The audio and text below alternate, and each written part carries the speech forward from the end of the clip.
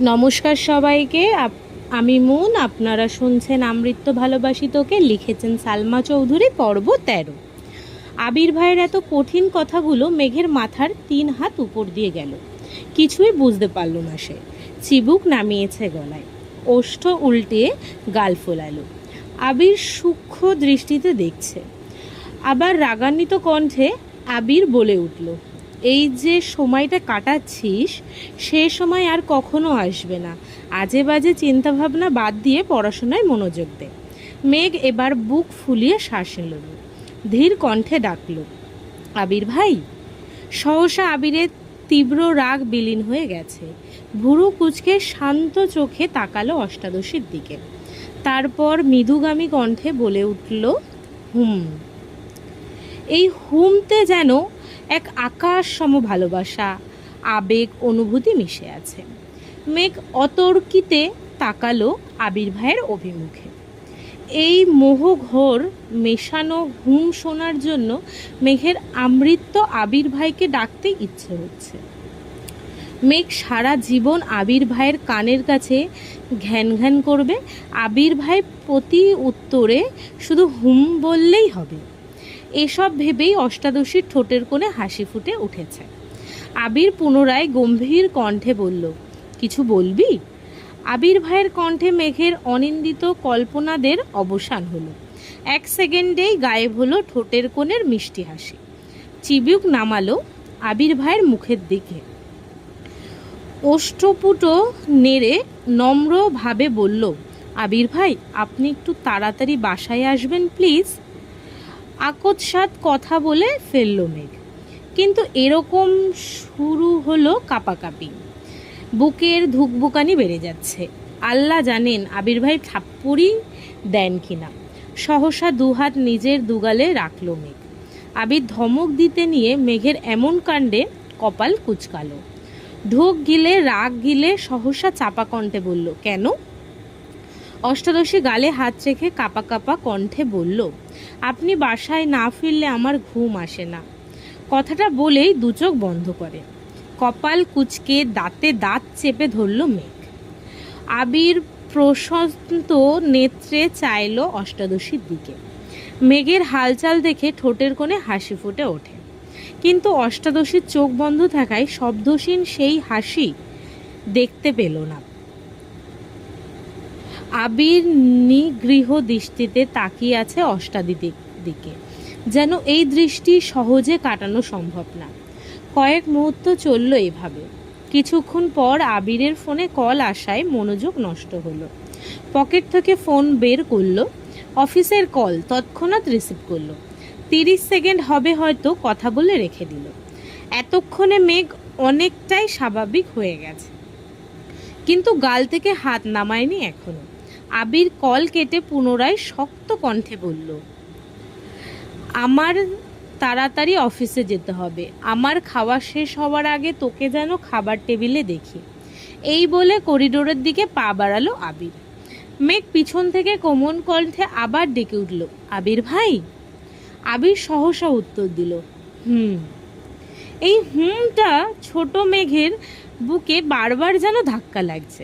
কোমল কণ্ঠে বলল, বললেন না তো তাড়াতাড়ি আসবেন কি না?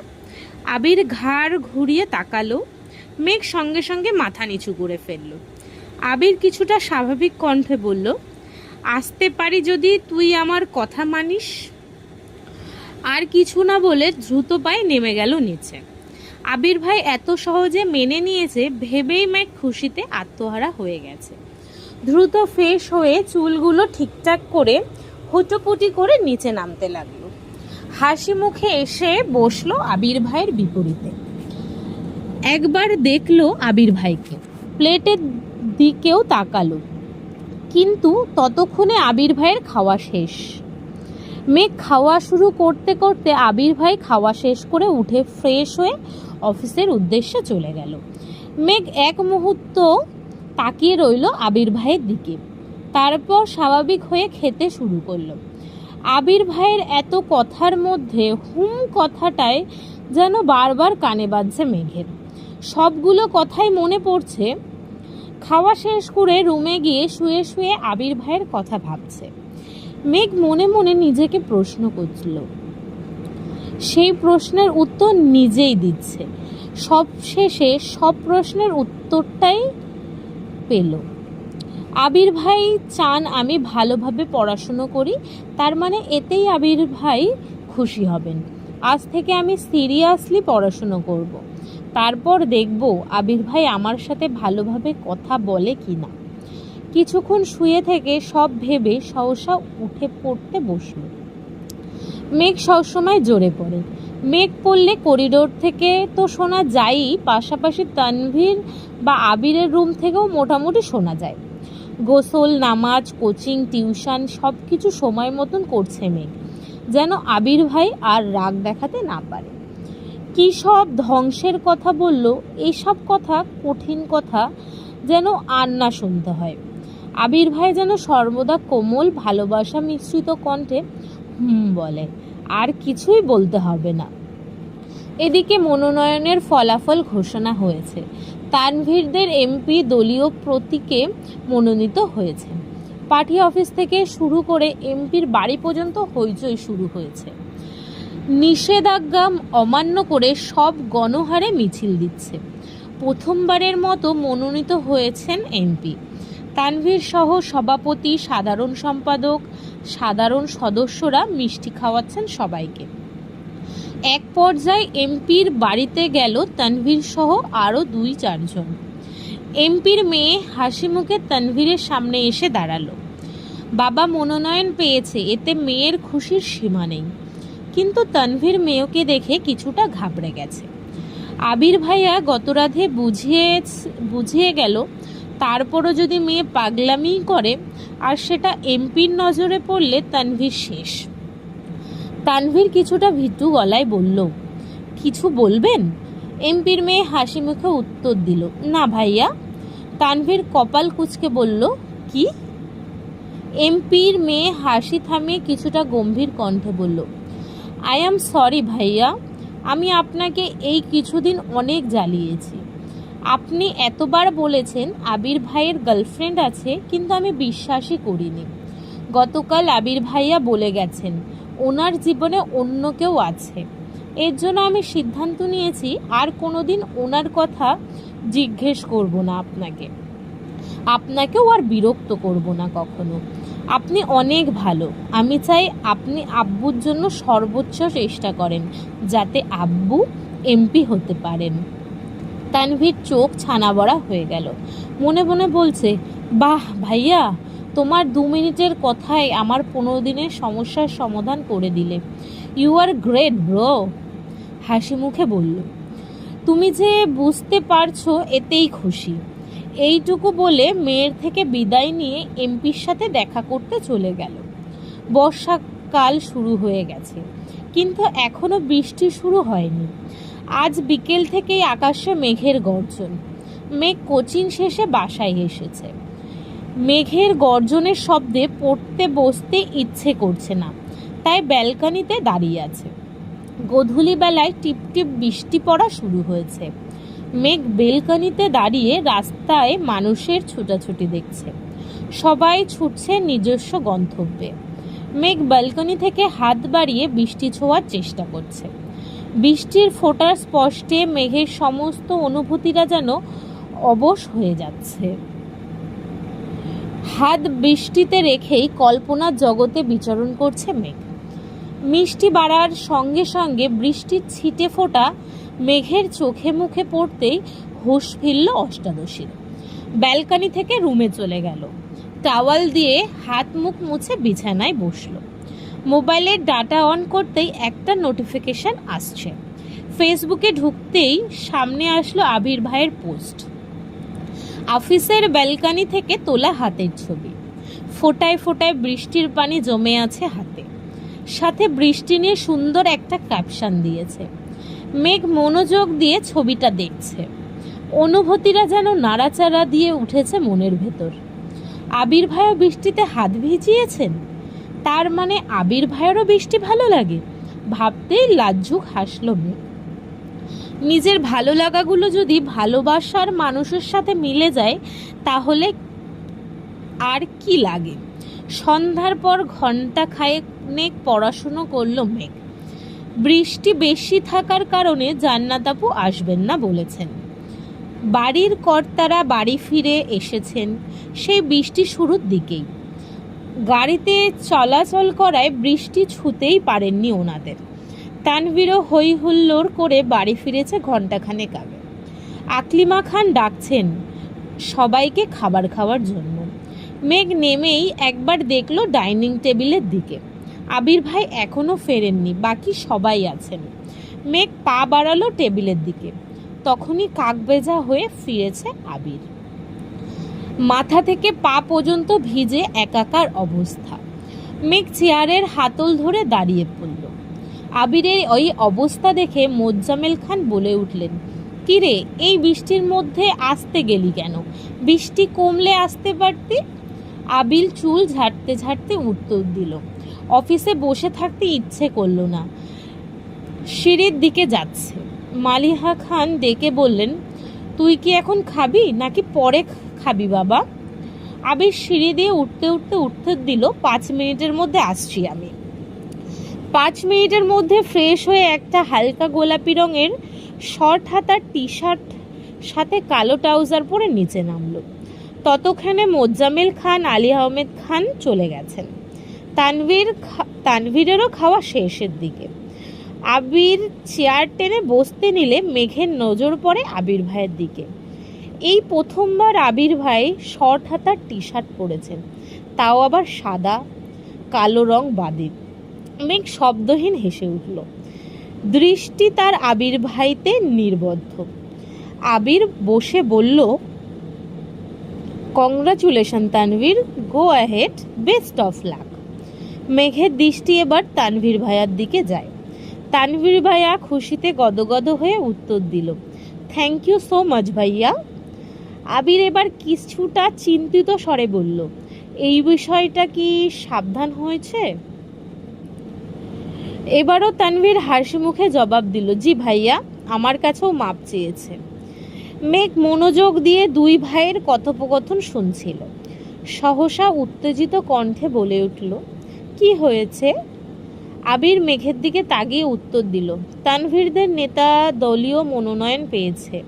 মেঘ এবার খুশি মনে ভাইকে অভিনন্দন জানায়, সাথে মিম আর আদিও অভিনন্দন জানায়। মিম মজার ছলেই বলে উঠল, ভাই আমাদের ট্রিট দিবা না? তানভীর বলল, কি ট্রিট চাস বল? মেঘ তৎক্ষণাৎ উত্তর দিল, এখন ট্রিট লাগবে না, জিতলে পরে বড় করে ট্রিট খাবো।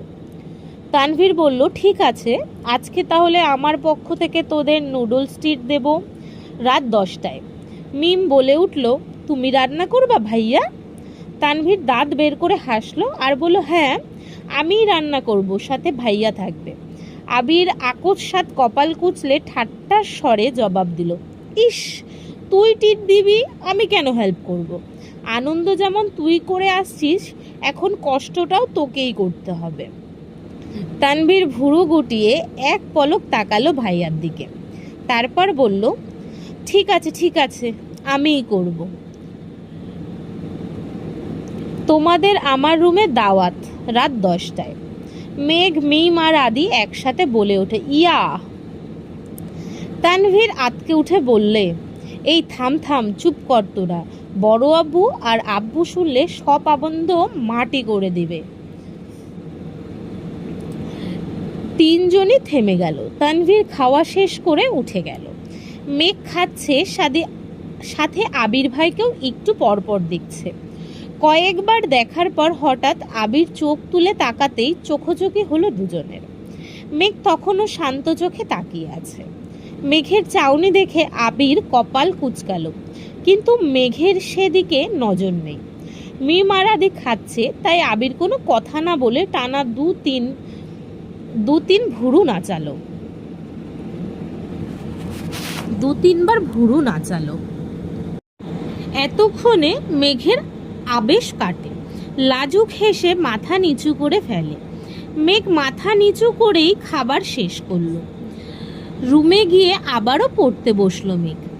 আবির খাওয়া শেষ করে কিছুক্ষণ মা, মামুনি আর কাকিয়ার সাথে গল্প করলো। এত রাতে বাড়ি ফেরায় তাদের সাথে ঠিকমতো কথাই হয় না ছেলেটা। গল্প শেষে নিজের রুমে যাওয়ার পথে কানে ভেসে আসে মেঘের পড়ার শব্দ। মুচকি হেসে রুমে চলে গেল। রাত 10টায় তার তানভীরের রুমে সামনে হাজির হলো মেঘ। বিছানার উপর বসে আছে মিম আর আদি। তানভীর খাবার পরিবেশন করছে। মেঘ ঢুকতে নিলেই তালবীর বলে ওঠে, বনু, বসার আগে ভাইয়াকে একটু ডেকে আসবি প্লিজ। আর হ্যাঁ, জোরে ডাকিস না, আব্বুর কানে গেলে খবর আছে আমার। মেঘ মলিন স্বরে হাসল। মনের ভিতর ধুকপুক শুরু হয়ে যাচ্ছে মেঘে। গুটিসুটি পায়ে এগিয়ে গেল আবির ভাইয়ের রুমের দিকে। দরজা খোলাই ছিল। মেঘ দরজা থেকে উঁকি দিল ভেতরে, কিন্তু রুমে কেউ নেই। ধীর পায়ে ভেতরে ঢুকে ব্যালকনির দিকে পা বাড়ালো মেঘ। আবির ভাই গ্রিলে হাত রেখে তাকিয়ে আছে আকাশের পানে। বৃষ্টি কম, তবে আকাশে মেঘের গর্জন হচ্ছে, আর কিছুক্ষণ পর পর বিদ্যুৎ চমকাচ্ছে। মেঘের খুব ইচ্ছে করছে আবির ভাইয়ের পাশে দাঁড়িয়ে বৃষ্টি উপভোগ করবে, তাই চুপচাপ আবির ভাইয়ের পাশে দাঁড়িয়ে পড়েছে। একটু পর পর বিদ্যুৎ চমকানো দেখে আটকে উঠছে মেঘ। দিনের বেলা বৃষ্টি তার যতই পছন্দ হোক না কেন, রাতের বেলা বৃষ্টি হলে মেঘ কখনো ব্যালকনিতে বের হয় না। শব্দের মাত্রা তীব্র হলে কানে আঙুল দিয়ে ঘুমায়। আজ সাহস করে রাত 10টায় আবির ভাইয়ের পাশে তো দাঁড়িয়েছে, কিন্তু বিদ্যুৎ চমকানো দেখে বারবার বুক কাঁপছে অষ্টাদশীর। আবির তর্ক্ষণী দুর্বোধ্য দৃষ্টিতে চেয়ে আছে অসীম দুরন্তে। সহসা বলে উঠল, মনে জোর নেই তাহলে এখানে দাঁড়িয়ে আছিস কেন? মেঘ আবির ভাইয়ের দিকে তাকালো, কিন্তু আবির ভাইয়ের অভিব্যক্তি বোঝা গেল না। তাকিয়ে আছে আকাশের পানে। মেঘ ভাবছে, আবির ভাইয়ের কি সব দিকে চোখ আছে? মেঘ আস্তে আস্তে বলল, ভাইয়া ডাকতে বলেছে আপনাকে।